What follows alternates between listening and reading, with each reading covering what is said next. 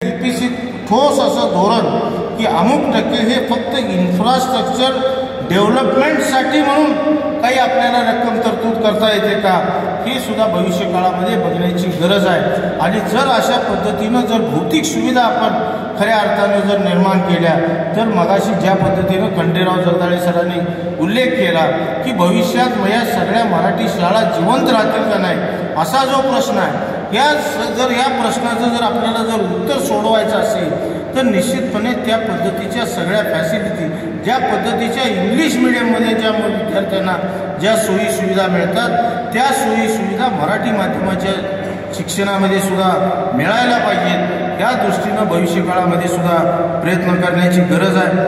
आज खरं म्हणजे अनेक वक्त्यांना आपण या ठिकाणी बोलवलं होतं, पण काही कारणामुळे आदरणीय पवार साहेब, राज्याचे उपमुख्यमंत्री देवेंद्र फडणवीस साहेब हे येऊ शकले नाहीत। निश्चितपणे आपण ज्या ज्या गोष्टी याच ठिकाणी सांगितल्या त्या निश्चितपणे या राज्याचा एक भाग म्हणून, आपला लोकप्रतिनिधी म्हणून मी असेल, आजगावकर साहेब असतील, निश्चितपणे आम्ही राज्यकर्त्यांच्या कानावर घालून त्या कशा पद्धतीनं सोडवता येतील त्या सुद्धा बघण्याचा प्रयत्न करू। आज विना अनुदानित शाळेचा सुद्धा विषय या ठिकाणी निघाला।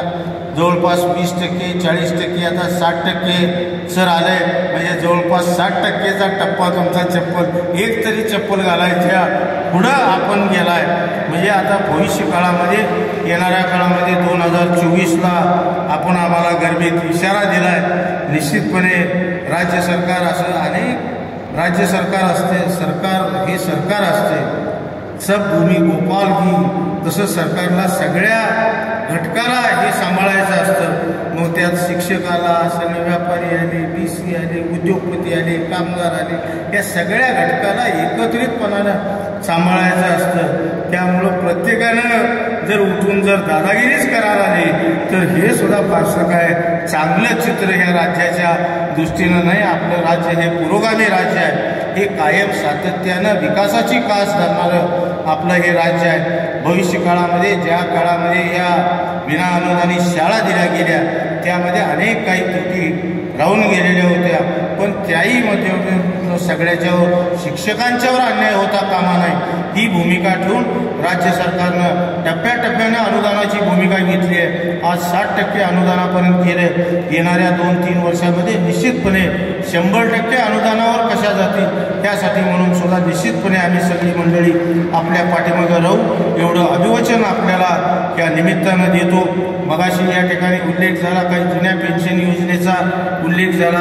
राज्य सरकारची तिजोरी ही एकंदरीत पगार आणि पेन्शन आणि एकंदरीत विकासाचा वाटा, जर हिची जर राज्य सरकारमध्ये येणाऱ्या तिजोरीतलं एकंदरीत रेव्हेन्यू, संजीव भाऊंच्या सारखे लोक भरणारे पैसे आणि त्यातनं आम्ही पगारावर आणि या सगळ्या पेन्शनवर आणि या फंडावर किती खर्च करतो याचा सगळ्याचा हिशोब काढला तर भविष्यात या राज्याचा आणि या देशाचा विकास कसा व्हायचा हा सुद्धा खऱ्या अर्थानं तुमच्या आणि आमच्या समोरचा हा प्रश्न भविष्य काळामध्ये केवळ आपण आपल्या नुसतं आपण जे काम करतो ह्याच्यापुरतं मर्यादित न राहता ज्यावेळा राज्य म्हणून आणि देश म्हणून ज्यावेळा आपण विचार करतो त्यावेळा ह्या सगळ्या गोष्टीचा, ज्यावेळा आपल्याला भौतिक सुविधा ज्यावेळा आवश्यक असतात, मग इन्फ्रास्ट्रक्चरच्या बाबतीत असतील, रस्ते असतील, गटरी असतील, अनेक योजना शासनानं आज इन्फ्रास्ट्रक्चरच्या बाबतीत आज राज्य सरकार आहे, केंद्र सरकार ही भूमिका घेत आहे। पण ह्या भूमिका ह्या सगळ्या घेत असताना ज्यावेळा मग ते जागतिक बँकेकडनं काही वेळा कर्ज उभं राहायला लागते, काही वेळा मार्केटमधनं ते पैसे उभा करावे लागतात, या सगळ्या उभा करत असताना एकंदरीत त्याचं सुद्धा प्रमाण कुठंतरी जर हे रेशिओ कुठंतरी जमला पाहिजे। या दृष्टीनं भविष्य काळामध्ये सुद्धा या जुना पेन्शन योजना आणि नव्या जी योजना आहे त्यामध्ये कुठंतरी ताळमेळ घालून काही साधता येतोय का हे सुद्धा भविष्यात बघण्याची गरज आहे आणि ते सुद्धा राज्य शासनाच्या माध्यमातून निश्चित करण्यासाठी म्हणून आपण सगळ्यांनी मिळून एकत्रितपणानं प्रयत्न करूया अशा पद्धतीची विनंती करतो। काही मगाशी या ठिकाणी उल्लेख झाला, काही मराठी शाळा आपण आता ज्या 20 पटसंख्येच्या ज्या आतल्या शाळा आहेत ते काही आपण बंद करण्याचा निर्णय घेतोय असा काही ठिकाणी या ठिकाणी उल्लेख झाला. अशा शाळा बंद करतो असं जर मुख्याध्यापकांनीच जर म्हणायला आलं तर खऱ्या अर्थाने हे चुकीचं होईल असं माझं स्पष्ट मत आहे. आपली राज्य शासनाची भूमिका त्या पाठीमागची अशी आहे की जिथं 2 विद्यार्थी आहेत, जिथं 4 विद्यार्थी आहेत, जिथं 7 विद्यार्थी आहेत, जिथं 8 विद्यार्थी आहेत, त्या 8 विद्यार्थ्याला एखादा शिक्षक, तिथं एक शिक्षकी शाळा जिथं आहेत त्या एक शिक्षकी शाळेतनं त्या मुलाच्या खऱ्या अर्थानं त्याला विद्यार्थी आपण करू शकतो का, हा खऱ्या अर्थानं तुमच्या आणि माझ्या समोरचा सवाल आहे. त्यामुळं या समूह शाळेची संकल्पना करून ज्या अशा छोट्या छोट्या शाळा आहेत त्या एकत्रित करून त्या मुलांना चांगल्या पद्धतीचं कशा पद्धतीनं शिक्षण देता येईल आणि हे शिक्षण देत असताना तो ज्या वाड्या वस्तीवर तो मुलगा आहे त्या वाड्या वस्तीवर तिथून तो ज्या शाळेमध्ये शिकायला येणार आहे तिथला जो त्याचा प्रवासाचा जो खर्च आहे तो सुद्धा राज्य सरकारनं उचलायचा निर्णय घेतला आहे. त्यामुळं ज्यावेळा आपण धोरण एखादं करतो, ज्यावेळा राज्य सरकार म्हणून धोरण करतो, ज्यावेळा लोकप्रतिनिधी म्हणून आपण एखादी गोष्ट मानतो त्यावेळा ह्या सगळ्या घटकाचा हा विचार केला जातो. भविष्य काळामध्ये सुद्धा शिक्षक हा खऱ्या अर्थानं ह्या देशाचा कणा आहे, उद्याची भावी पिढी घडवणारा हा एक घटक आहे, हा प्रमुख घटक आहे. आणि त्यातल्या त्यात शिक्षकांच्या वर जो मुख्याध्यापक आहे, मगाशी संजीव भाऊने आपल्या कवितेमध्ये मुख्याध्यापकाची जबाबदारी ही काय कशी असते हे सांगितलं. जरी हे काटेरी मुकुट असलं तरी सुद्धा पूर्वीच्या काळामध्ये अनेक लोकांनी आपल्या जीवनामधल्या शालेय जीवनामधला ह्या सगळ्या गोष्टीचा उल्लेख केला. आज जयसिंगपूर शहरामध्ये जर गेलो, मी ज्या शहरामध्ये वाढलो तिथं जर बघितलं तर जिल्हा परिषदेच्या शाळेत लडगे गुरुजी होते, जेले हायस्कूलला घुगरे सर होते. आज सुद्धा जे किमान त्या गारवेलच्या 4-4 हे फोडल्याशिवाय ते घराकडे जात नव्हती, ही त्या काळची परिस्थिती होती. आजची शिक्षण पद्धती बदलली आहे, आजच्या पालकांची मेंटॅलिटी बदलली आहे. या सगळ्या परिस्थितीतनं सुद्धा आपल्याला जर पुढं जायचं असेल तर राज्य सरकार असेल, शिक्षक असेल, या सगळ्यांनी एकत्रित येऊन नवीन धोरण काहीतरी नसलं तर पूर्वीची जी शिक्षण प्रणाली आहे आणि आजची जी शिक्षण प्रणाली आजच्या या धावत्या युगामधले शिक्षण याचा कुठंतरी मेळ घालून समन्वय घालून भविष्य काळामध्ये जाण्याची गरज आहे. आणि ते करण्यासाठी म्हणून जे राज्य सरकारला जे करावं लागेल ते करण्यासाठी तुमच्या सगळ्यांच्या बरोबर आम्ही राहू एवढं अभिवचन आपल्याला या निमित्तानं या ठिकाणी देतो. काही आता भविष्य काळामध्ये शिक्षणामध्ये अनेक बदल भविष्य काळामध्ये येतील. राज्याच्या आणि देशाच्या पंतप्रधानांनी आता परवाच प्रत्येक आपल्या महाराष्ट्रातल्या प्रत्येक तालुक्याच्या एक केंद्र असं स्किल्ड एज्युकेशन म्हणजे त्याला व्यवसायावर आधारित शिक्षण देण्याची भूमिका ही खऱ्या अर्थानं मगाशी या ठिकाणी माजी आमदार उल्हास पाटलांनी उल्लेख केला की त्यांच्या शिक्षणाचा आणि आता असलेल्या त्यांच्या जीवनाचा काही संबंध नाही. आणि ही जर परिस्थिती जर बदलायची असेल तर देशाच्या पंतप्रधानांनी निर्णय घेतला की कौशल्यावर आधारित शिक्षण देण्याची पद्धती भविष्य काळामध्ये टेक्नॉलॉजी आता येते. आज सुद्धा एकंदरीत जर परिस्थिती बघितली तर BCom झालेला BCom ऑनर्समध्ये फर्स्ट क्लासमध्ये पास झालेल्या विद्यार्थ्याला सुद्धा जर बँकेत जाऊन जर स्लिप भरून ये म्हटलं तर तो स्लिप भरू शकत नाही. ही खऱ्या अर्थाने ही शोकांतिका आपली आहे. यामध्ये सुद्धा शैक्षणिक धोरणामध्ये सुद्धा काही बदल करता येते काय. आणि निश्चितपणे केंद्र सरकार आज एका बाजूला मग ते शिक्षणाच्या बाबतीत असेल, सहकाराच्या बाबतीत असेल, या सगळ्याच्याच बाबतीत वन नेशन वन धोरण ह्या पद्धतीनं भविष्य काळामध्ये हे सुद्धा आज नाही उद्या या सगळ्या गोष्टी आपल्याला लागू होणार आहेत. आणि त्या स्पर्धेच्या युगामध्ये आपल्याला आपली शाळा असेल, आपले हे असेल, हे आपल्याला भविष्यामध्ये घेऊन जायचं आहे. आज सुद्धा काही वेतनेतर अनुदानाचा विषय, खरं म्हणजे वेतनेतर अनुदान इथनं पुढच्या काळामध्ये जर वेतनेतर अनुदान मिळालं नाही तर भविष्य काळामध्ये एका बाजूला आपण म्हणतो इन्फ्रास्ट्रक्चर डेव्हलप करा, शाळेमध्ये चांगल्या पद्धतीच्या मुलांना सुविधा द्या. जर चांगल्या पद्धतीच्या सुविधा पाहिजे असतील तर मग तिथं MSEBची लाईट पाहिजे, तिथं कॉम्प्युटर पाहिजे, तिथं बाकीच्या सगळ्या सुविधा पाहिजेत. मग त्या ह्या सगळ्या सुविधा आल्या तर त्याच्यावर खर्च आला. ह्या खर्च आला तर ही खर्च कुणी सोसायचा हा सुद्धा प्रश्न आहे. कारण आपलं धोरण आहे मोफत शिक्षण, 12वीपर्यंत सगळ्या मुला-मुलींना मोफत शिक्षण मिळायला पाहिजे. हे राज्य सरकारचं आपलं धोरण एका बाजूला आहे. म्हणून या सगळ्या परिस्थितीमधनं जात असताना ज्या आपल्या ज्या अडचणी आहेत ते निश्चितपणे मांडून आपण राज्य सरकारकडनं करून घेण्याचा प्रयत्न करू. त्यासाठी आदरणीय आसगावकर साहेबांच्या नेतृत्वाखाली आम्ही या जिल्ह्यातले सगळेच आमदार आपल्या पाठीशी असू एवढं अभिवचन आपल्याला या कार्यक्रमाच्या निमित्तानं देतो. मला या कार्यक्रमासाठी म्हणून बोलवलं त्याबद्दल मनापासून आपल्याला धन्यवाद आपले व्यक्त करतो. निश्चितपणे राज्याचे शालेय शिक्षण मंत्री आदरणीय दीपक केसरकर साहेबांच्या समोर या सगळ्या आपण जे मांडलेले जे विषय आहेत हे मला केंद्रबिंदू मानून सन्माननीय जगदाळे सरांनी सांगितलं. मी आणि आसगावकर साहेब हे सगळे आपले विषय त्यांच्या कानावर घालून त्याची सोडवणूक ही कशा पद्धतीनं होईल आणि मुख्याध्यापकांचे हक्क आणि अधिकाराची जपणूक कशी होईल हे निश्चितपणे बघू एवढं अभिवचन आपल्याला या निमित्तानं देतो आणि थांबतो. जय हिंद, जय महाराष्ट्र. धन्यवाद यड्रावकर साहेब. मंडळी, 350 वर्षापूर्वी दिल्ली सोडून औरंगजेब महाराष्ट्राच्या भूमीत आला. तो काही छत्रपती शिवाजी महाराजांचा खून करण्यासाठी आला नव्हता, त्यांना ठार मारण्यासाठी आला नव्हता. छत्रपतींचा रयतेच्या कल्याणाचा विचार जो होता तो विचार मारायला आला होता.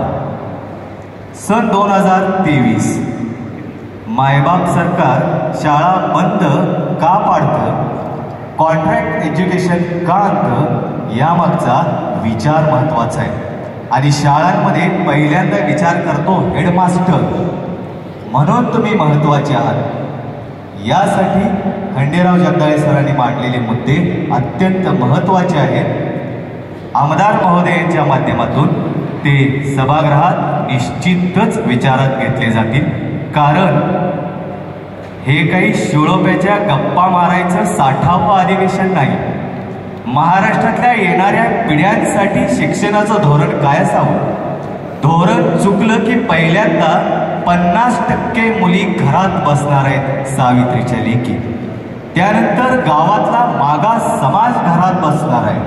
हे कालचक्र उलट्या दिशेने फिरू नये म्हणून महाराष्ट्रातले हेडमास्टर इथं आलेले आहेत.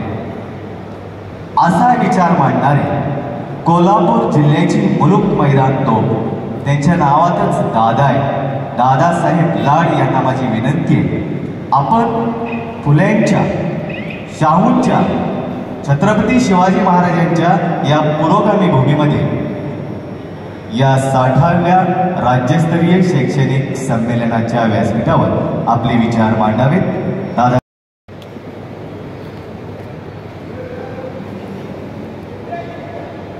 अखिल महाराष्ट्र माध्यमिक उच्च माध्यमिक शाळा मुख्याध्यापक संयुक्त महामंडळाच्या वतीनं आज या ठिकाणी मुख्याध्यापकांचं 60वं राज्यस्तरीय शैक्षणिक संमेलन या ठिकाणी होतं आहे. या कार्यक्रमाचे प्रमुख आणि ज्यांच्या हस्ते या कार्यक्रमाची सुरुवात झाली आणि ज्यांनी मगाशी आपल्यासमोर या ठिकाणी मनोगत व्यक्त केलं ते ह्या संजय घोडावत युनिव्हर्सिटीचे कुलगुरू, उद्योगपती, कवी. खरं म्हणजे लहानपणापासून आम्ही दोघं एकत्र आहे, पण एवढे सगळे गुण एका वेळा एका मनोगतामध्ये बघायचं ही पहिल्यांदा संधी ह्या मुख्याध्यापक संघाच्या माध्यमातून मिळते. त्याबद्दल मुख्याध्यापक संघाचा सुद्धा मी मनापासून आभारी आहे. ते आमचे सहकारी मित्र सन्माननीय संजय घोडावत, विधिमंडळातील आमचे सहकारी सन्माननीय आणि आपल्या या शिक्षक मतदारसंघाचे जे नेतृत्व करतात ते सन्माननीय जयंत आसगावकर साहेब, ज्यांनी पूर्वी आपल्या ह्या मतदारसंघाचं नेतृत्व, आपल्या सगळ्यांचं नेतृत्व केलं, ते माजी आमदार सन्माननीय भगवानराव साळुंखे साहेब, ज्यांनी आत्ताच या ठिकाणी मनोगत व्यक्त केलं, ते आमच्या तालुक्याचे माजी आमदार सन्माननीय उल्हास पाटील, संजय घोडावत युनिव्हर्सिटीचे विश्वस्त सन्माननीय विनायक भोसले, प्राचार्य सन्माननीय गिरी सर, उद्धव भोसले साहेब. खरं म्हणजे गेली 9 वर्ष सातत्यानं विनाअनुदानित शाळांच्या शिक्षकांना अनुदान मिळालं पाहिजे ह्यासाठी म्हणून पायातलं पायतान काढून जे माणूस जो रात्रंदिवस फिरतो हे आपल्या ह्या संमेलनाचे स्वागताध्यक्ष आणि आमचे सहकारी मित्र सन्माननीय खंडेराव जगदाळे सर, आपल्या ह्या मुख्याध्यापक महामंडळ संघाचे संस्थापक अध्यक्ष सन्माननीय रावसाहेब आवरी साहेब, इंदुराव जाधव साहेब, दत्तात्रय कदम, मनोहर पवार, एस बी देशमुख, के.एस. होमसे, संजय शिपरकर, सतीश जगताप, सर्वच पश्चिम महाराष्ट्रातून आणि महाराष्ट्राच्या वेगवेगळ्या भागातून आलेले सर्व सन्माननीय मुख्याध्यापक, मंचकावरील सर्व प्रतिष्ठित पत्रकार बंधू भगिनी आणि मित्र, मगाशी आपल्या स्वागत आणि प्रास्ताविकापासून खंडेराव जगदाळे सरांनी एकंदरीत शिक्षणाचा आणि शिक्षणाच्या पाठीमागच्या काळातल्या वाटचाल आणि पुढच्या भविष्यातील वाटचाल ह्या सगळ्या परिस्थितीचा भेद घेण्याचा प्रयत्न ह्या ठिकाणी केला. शासनानं काय करावं, काय करू नये, पूर्वी काय झालं, आता काय करा, शैक्षणिक धोरणामध्ये काय बदल पाहिजे, त्याविषयी सविस्तर ह्या ठिकाणी मार्गदर्शन करण्याचा प्रयत्न केला.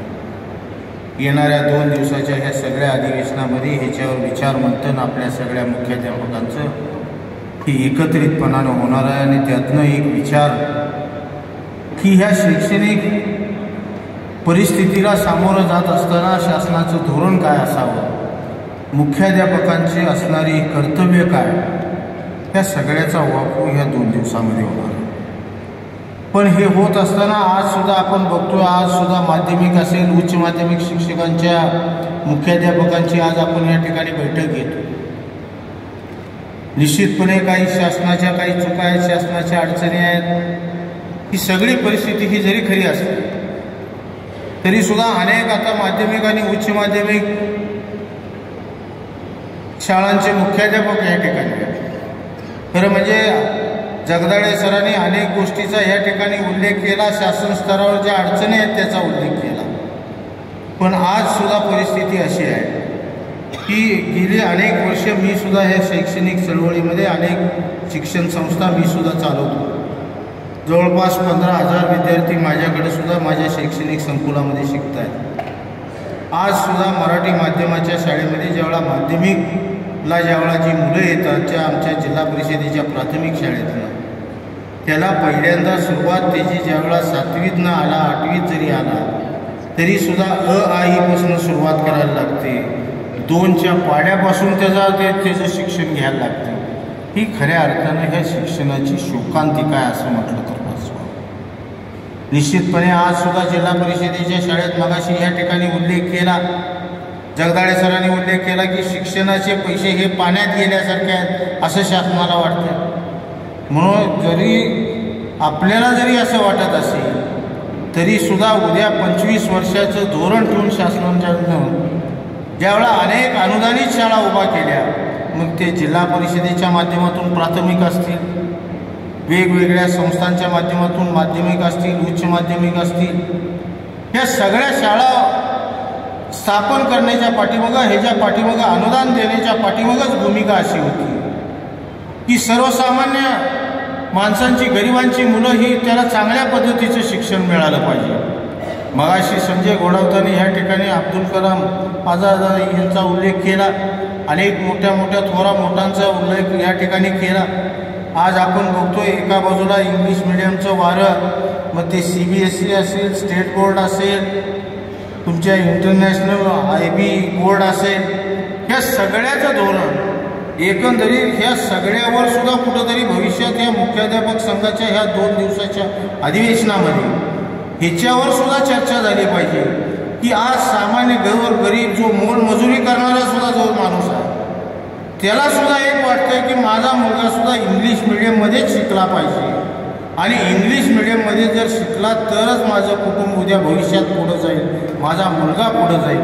हिच्यावर कुठंतरी आत्मचिंतन करून त्या पालकाला सुद्धा भविष्य काळामध्ये विश्वास देण्याची गरज आज कुठंतरी निर्माण झाली असं म्हटलं तर पाचवं. कारण एकंदरीत आपण परिस्थिती बघतोय, आज 60,000, 70,000, 80,000, 90,000 जिल्हा परिषदेच्या शिक्षकांना सुद्धा पगार आहे. पण त्या पद्धतीचं त्याला शैक्षणिक धोरण मिळते का?